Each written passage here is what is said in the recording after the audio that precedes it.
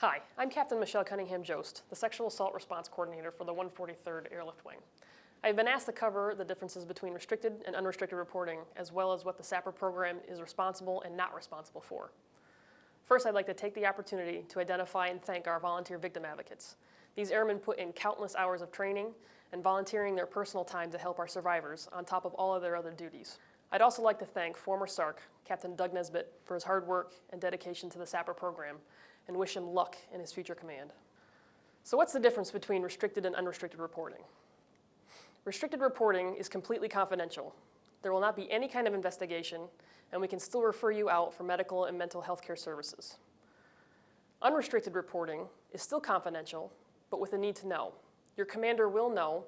It will trigger an investigation either by local law enforcement and/or by the Office of Complex Investigations, and of course referral for medical and mental health care services. You are also eligible to file military and civilian protective orders, as well as apply for an expedited transfer that must be approved through your commander. Services that you have the option of receiving, whether you file restricted or unrestricted reports, are a victim advocate, special victims counsel, and a referral for medical and mental health care. You can deny any or all of these services from the SAPR office if you so choose.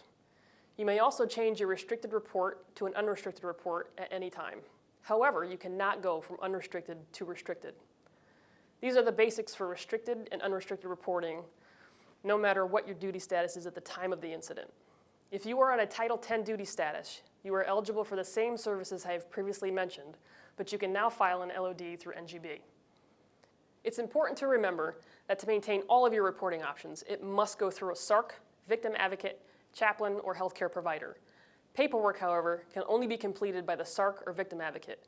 If you or another party tells anyone in your chain of command, it automatically becomes an unrestricted report and it will trigger an investigation. This is because anyone in your chain of command is a mandated reporter. So what do you do if you're in the chain of command and your airman starts telling you a story and you think it may have something to do with a sexual assault? Stop them immediately and explain, if this is where I think it's going, I want to protect you and all your reporting options, and immediately refer them to a SARC, victim advocate, chaplain, or healthcare provider. Two things to remember. Restricted report equals complete confidentiality with no investigation. Unrestricted report, still confidential with a need to know, and an investigation will start. Under both reporting options, you are eligible for medical and mental health care, a victim advocate, and an SBC. At this time, we unfortunately do not handle any type of sexual harassment, as that falls under the EO umbrella that Captain Sylvia will go over in a few short moments.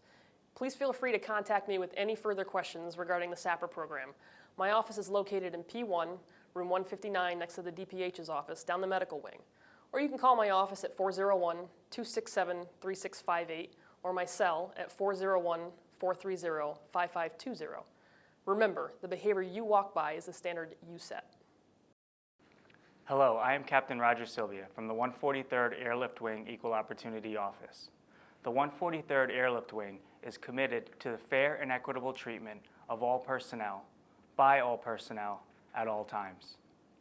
EO is a fundamental element of the Air Force's core values of integrity, service, and excellence. The Air Force policy regarding EO is one of zero tolerance. It reads, the Air Force will conduct its affairs free from unlawful discrimination and sexual harassment. It provides equal opportunity and treatment for all members irrespective of their race, color, religion, gender, national origin, sexual orientation, or gender identity. First, EO empowers airmen to respond appropriately, even when faced with increasingly difficult choices. It promotes and develops a positive human relations climate and enhances unit cohesion. Secondly, EO enables airmen to honor and support Air Force core values, accept responsibility for their actions, and to expect others to do the same. It keeps the mission of the Air Force first and allows all to be proud to be in the service of our country. Lastly, EO recognizes the whole airman and the responsibility that the chain of command has to care for them. If you encounter a situation you feel may be in violation of equal opportunity policy, I encourage you to confront the behavior and use your chain of command first. Or if you prefer, you can always come directly to the EO office with your concerns. We are trained to resolve complaints of sexual harassment and unlawful discrimination without fear of reprisal. We are located in Building P1 on the second floor, across from the Wing Commander's Conference Room, and we can always be reached at 401-487-9839. For more information, visit the Wing SharePoint page, or ask your unit training manager to enroll you in EO's Human Relations Education Training on the Sunday of each UTA. Thank you.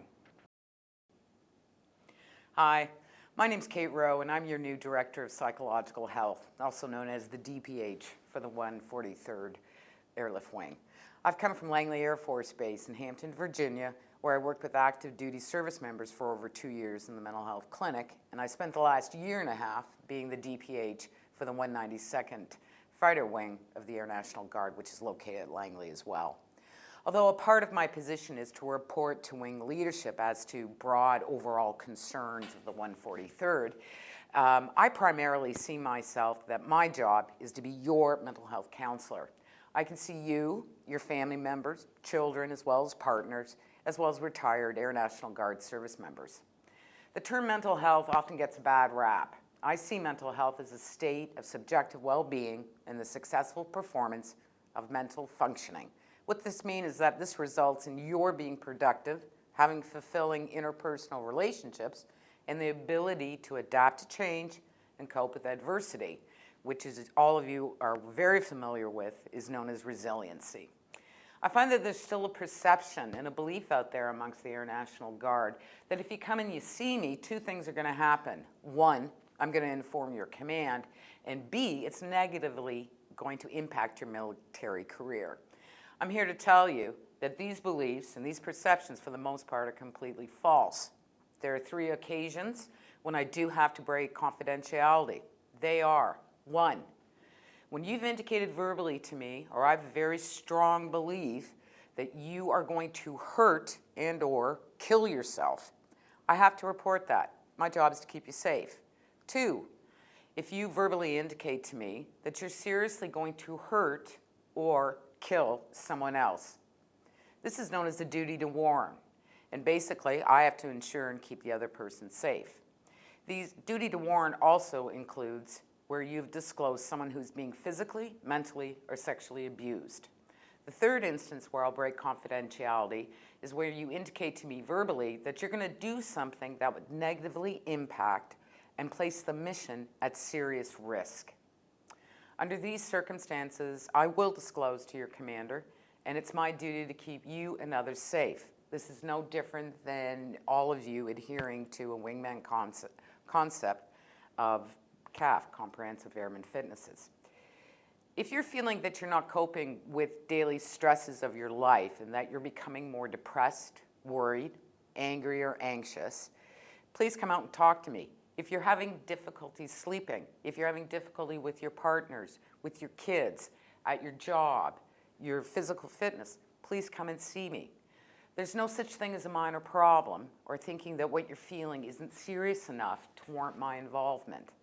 Believe me, any time you want to come is good.